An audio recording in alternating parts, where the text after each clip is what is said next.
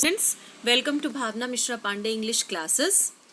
Today we will do question answers of the chapter Albert Einstein at School written by Patrick Pringle. And this chapter's explanation already we have done.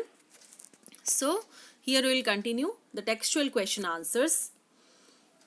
Only 3 question answers we have and these are little bit long. So be patient and continue. What do you understand of Einstein's nature from his conversations with his history teacher, his mathematics teacher, and the head teacher? So here we are discussing his conversation, means his conversation with his history teacher, mathematics teacher, and his head teacher, and यहाँ से हम उसके nature के बारे में पता लगाएंगे. Okay, will come to know about his nature. So exchanges between Einstein and history teacher show that Einstein is honest and truthful. तो आइंस्टीन की जो भी हिस्ट्री टीचर से जो बातें हुई थी उससे हमको ये पता चलता है कि आइंस्टीन जो थे वो बहुत ज़्यादा क्या थे, ऑनेस्ट थे and truthful. He admits his shortcomings frankly. उनमें जो भी शॉर्टकमिंग्स थी यानी कि जो भी वीकनेसेस थी, जो भी कमियां थी, वो उनको फ्रेंकली स्वीकारते थे, उन्होंने स्वीकारी है यहाँ पे. He has firm and well defined opinions. उनकी जो ओपिनियंस थी, उनकी जो विचारधारा, जो भी उनके व्यूज़ थे, जो उनका मत था, उस पे वो हमेशा फर्म रहते थे, यानी दृढ़ उस पे रहते थे एंड वेल डिफाइंड थे उसके लिए. ही explains precisely what he thinks. जो भी वो सोचते हैं उसको वो अच्छे से एक्सप्लेन कर देते हैं. Thus his basic intelligence, logical reasoning and lucid expression are highlighted. So इनकी आइंस्टीन की हिस्ट्री टीचर से जो टॉक हुई थी, जो भी बातें हुई थी, उनसे हमको पता चलता है कि वो क्या है. उनकी हमको इंटेलिजेंस का पता चलता है, उनमें रीजनिंग पावर है यानी कि उनमें विवेक की क्षमता है एंड वो अपने आप को अच्छे से एक्सप्रेस कर सकते हैं. ये सारी उनकी खूबियाँ जो हैं वो हाईलाइट होती हैं. He showed the spark of genius even at a young age. इतनी छोटी एज में उनमें कुछ स्पार्क था कि वो एक जीनियस हैं, ऐसा कुछ स्पार्क था उनके अंदर, वो हमको नज़र आता है. His maths teacher had a high opinion of him.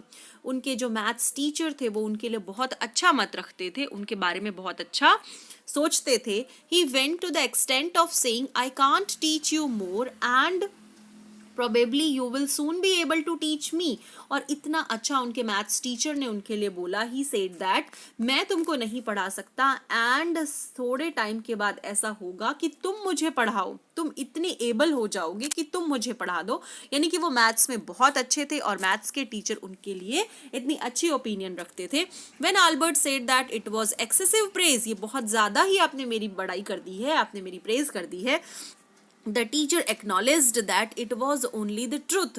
तो टीचर ने उनको इस बात से अवगत कराया, इस बात से रूबरू कराया कि ये सच है. He made the point by saying that Albert was ready immediately to enter a college or institute for the study of higher mathematics.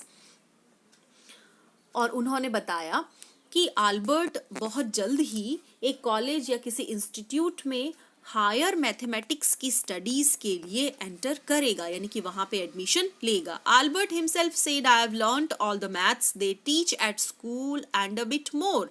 And Albert भी यहाँ पे खुद एडमिट करते हैं कि स्कूल में उन्होंने जो भी सीखा है, वो जितनी भी मैथ्स जानते हैं, स्कूल में जितनी भी सिखाई जाती है उससे ज़्यादा ही वो मैथ्स जानते हैं. The head teacher told Albert that he was expelling him from school because his presence in classroom made it impossible for the teacher to teach and other pupils to learn. अब 2 के बारे में हमने opinion जान ली. कौन कौन से? History teacher के बारे में. हिस्ट्री टीचर से उनकी जो हॉट टॉक हुई थी शुरू में प्रशियन वॉर और उसके बारे में, उस टाइम उनकी बातों से, उनके नेचर से हमको पता चलता है. देन मैथ्स टीचर की उनके लिए क्या ओपिनियंस थी वो हमको पता चलता है. Now here will discuss the head teacher. Head teacher की उनके बारे में ओपिनियन थी कि उनको स्कूल से निकाला जाता है क्योंकि अगर क्लास में उनकी प्रेजेंस हो, मतलब क्लास में वो जब भी प्रेजेंट होते हैं तो उनकी प्रेजेंस में क्लासरूम एक्टिविटीज़ को कंटिन्यू करना बहुत ही इम्पॉसिबल हो जाता है, क्योंकि वो कंटिन्यूएशन में क्या करते जाते हैं, टीचर से क्रॉस क्वेश्चंस करते जाते हैं, और बहुत ज़्यादा, और क्रॉस क्वेश्चंस भी उसमें फिर वो अपना ही एक्सप्रेस करते जाते हैं। अदर स्टूडेंट्स को पढ़ाना उनकी प्रेजेंस में इम्पॉसिबल हो जाता है किसी भी टीचर के लिए। No serious work could be done while he was in the class, and class में सीरियसली वर्क करना बहुत इम्पॉसिबल है जब अल्बर्ट आइंस्टीन क्लास में प्रेजेंट होते हैं। Albert refuse to learn and he was in constant rebellion. Albert जो थे वो कंटिन्यूसली वो रिफ्यूज यानी मना कर देते थे, इनकार कर देते थे लर्न करने के लिए, याद करने के लिए, एंड वो कॉन्स्टेंटली लगातार रिबेल यानी विरोध करते रहते थे उस चीज का। For a moment Albert felt tempted to tell the head teacher what he thought of him and school, and Albert ये चाहते थे कि वो बताएं हेड टीचर को कि वो स्कूल के बारे में एंड उनके बारे में क्या सोचते हैं। देन ही स्टॉप्ड हिमसेल्फ, लेकिन उन्होंने ऐसा कुछ भी नहीं किया, यानी कि उनके अंदर जो भी भावनाएं थी स्कूल के लिए और हेड टीचर के लिए, अनबियरेबल था उनके लिए स्कूल, लेकिन उन्होंने वो एक्सप्रेस नहीं की। He didn't say even a single word, and उन्होंने कुछ भी नहीं कहा हेड टीचर को। Holding his head high he went out with a sense of pride, अपना सिर ऊंचा करके वो स्कूल से निकले। दस he had a lot of self control, उनमें बहुत बहुत ज्यादा सेल्फ कंट्रोल था, आत्मनियंत्रण था। Albert was not at all impolite, वो इम्पोलाइट बिल्कुल भी नहीं थे। ही addressed his teacher respectfully and answered the question honestly.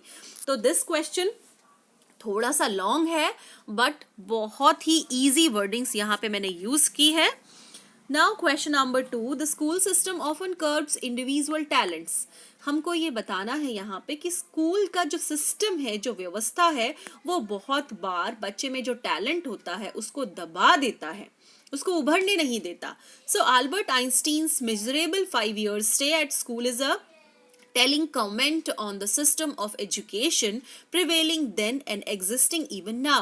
तो अल्बर्ट आइंस्टीन के जो 5 साल उन्होंने स्कूल में गुजारे वो बहुत ज़्यादा दयनीय थे।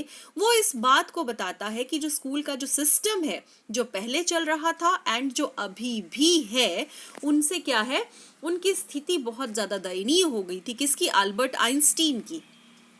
यानी कि उनमें जो इंडिविजुअल टैलेंट था वो उभर के सामने नहीं आ पा रहा था। The system of education has no room for individual aspirations, brilliance और एप्टीट्यूड।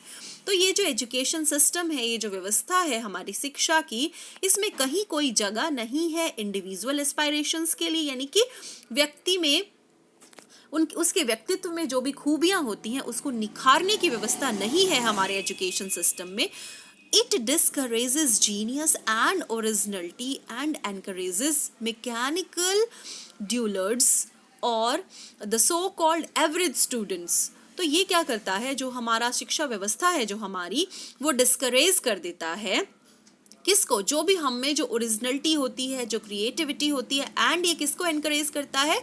जो मैकेनिकल रूटीन, जो रट्टा सिस्टम जो हमारा है, उसी को ही, और किसी भी बच्चे को क्या बना देता है? बिल्कुल एवरेज स्टूडेंट बना देता है। This system laid stress on facts and dates rather than ideas। तो जो विचारों की बजाय ये किस पे जोर देता है? फैक्ट्स पे, जो पहले से बने बनाए फैक्ट्स हैं या जो डेट्स हैं उस पे बहुत ज़्यादा स्ट्रेस देता है। It ignores originality and creativity which leads to progress and development. और ये ओरिजिनलिटी, जो आप में नयापन है, जो आप में क्रिएटिविटी है, जो आप में सृजनात्मकता है, उसको ये दबा देता है, इग्नोर कर देता है, नज़रअंदाज कर देता है। और ये दो चीज़ें, ओरिजिनलिटी एंड क्रिएटिविटी, दो ऐसी चीज़ें हैं जिससे बच्चे का प्रोग्रेस होता है, उसका डेवलपमेंट होता है, लेकिन स्कूल में ये सारी चीज़ें इग्नोर की जाती हैं। No wonder then that most of the students manage to pass the examination by cramming, learning things by heart and repeating it in the exams। इसमें कोई आश्चर्य नहीं, आप भी स्टूडेंट्स हैं, ये आपको भी पता है कि बहुत से बच्चे ऐसा करते हैं, बहुत सी चीज़ों को क्या करते हैं? क्रैम करते हैं, उनको मगअप कर लेते हैं, उनको लर्न कर लेते हैं, बाय हार्ट कर लेते हैं उन चीज़ों को, एंड एग्जाम्स में रिपीट करते हैं, एंड इस वजह से उनके मार्क्स जो हैं वो क्या एग्जाम्स में बहुत बहुत अच्छे आ जाते हैं। लेकिन this parrot-like learning or learning without understanding may help to get the diploma but fails to enrich the mind or inculcate ideas। तो इस तरह से जब हम तोते की तरह, जब हम रट्टू तोता बन जाते हैं, तो ये सारी चीज़ें हमको अंडरस्टैंडिंग में बिल्कुल भी हेल्प नहीं करती, हमारी अंडरस्टैंडिंग उससे नहीं बढ़ती, बल्कि और हम में क्या, हम में बहुत अच्छे आइडियाज भी ऐड नहीं होते, बल्कि हम क्या करते हैं, एग्जाम्स पास करते हैं वो सारी चीजें लर्न करके। The teachers and authorities insist on discipline and conformity. Classrooms में आपने देखा होगा कि टीचर्स या अथॉरिटीज क्या करती हैं, इंसिस्ट करती हैं हमेशा कि बी इन डिसिप्लिन, हमेशा डिसिप्लिन में रहो, हमेशा ये अनुशासन व्यवस्था को पालन करो। लेकिन बच्चे के अंदर जो भी नयापन है, जो भी क्रिएटिविटी है, वो किससे बाहर आती है, क्लासरूम्स, नॉइजी क्लासरूम्स से, क्योंकि वहाँ पे बच्चे अपने आप को एक्सप्रेस कर पाते हैं। लेकिन हमारी शिक्षा व्यवस्था में क्या है, so much discipline. The history teacher and the head teacher are sticklers for rules, pedagogy and discipline. तो history teacher and head teacher के बिहेवियर से हमको यहाँ पे पता चलता है कि वो रूल्स से, अपने आप को रूल्स पे मतलब बहुत ज्यादा चलने वाले, पेडागोजी एंड डिसिप्लिन पे चलने वाले थे, मतलब जैसी शिक्षा व्यवस्था है उसको जस का तस फॉलो करने वाले थे। Brilliant students like Albert Einstein are considered dullard, stupid, incompetent, unfit, rebels whose very presence makes it impossible for teacher to teach and other pupils to learn. तो अल्बर्ट आइंस्टीन जैसे ब्रिलियंट स्टूडेंट्स जो थे, जिनको class में stupid, ड्यूलर्ड, incompetent, यानी कि वो किसी भी चीज के लिए उपयुक्त नहीं है और वो हमेशा विद्रोही भावनाओं वाले हैं, ऐसा माना जाता है। एंड उनके लिए बोला जाता है कि उनकी प्रेजेंस क्लास में अदर एक्टिविटीज, क्लासरूम एक्टिविटीज को कंटिन्यू नहीं करने दे सकती। Now next question is, how do you distinguish between information gathering and insight information, यानी कि इंफॉर्मेशन एकत्रित करना, जानकारी एकत्रित करना, और हमारी इनसाइट फॉर्मेशन, यानी कि हमारा अंदर से जो भी हम में है उसको फॉर्मेशन में हम कैसे डिस्टिंग्विश करेंगे, कैसे उसमें अंतर करेंगे। So learning the dates for battles और the details about victorious armies are facts.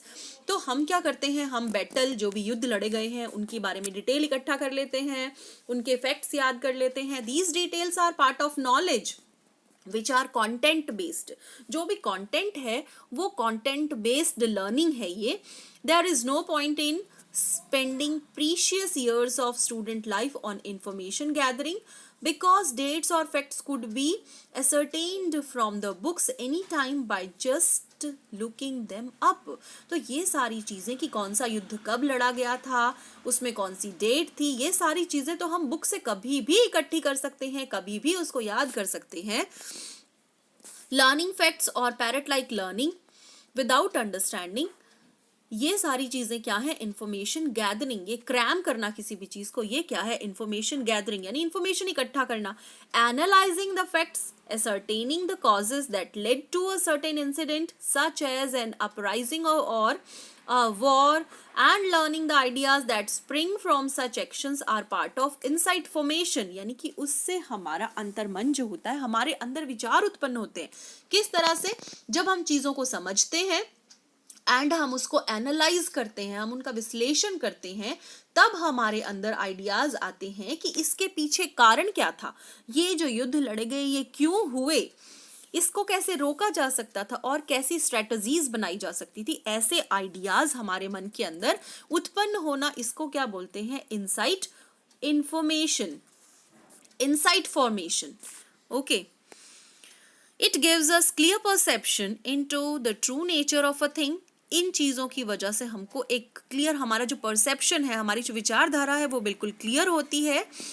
Such knowledge increases our logical reasoning, और ऐसा नॉलेज हमारा लॉजिकल रीजनिंग जो है, हमें विवेक की क्षमता को बढ़ाता है, हमें पावर देता है analysing, interpretation and understanding and makes us think, हमको सोचने पे मजबूर करता है। इससे हम सोचते हैं, समझते हैं, चीज़ों का विश्लेषण करते हैं एंड उनको इंटरप्रेट करते हैं।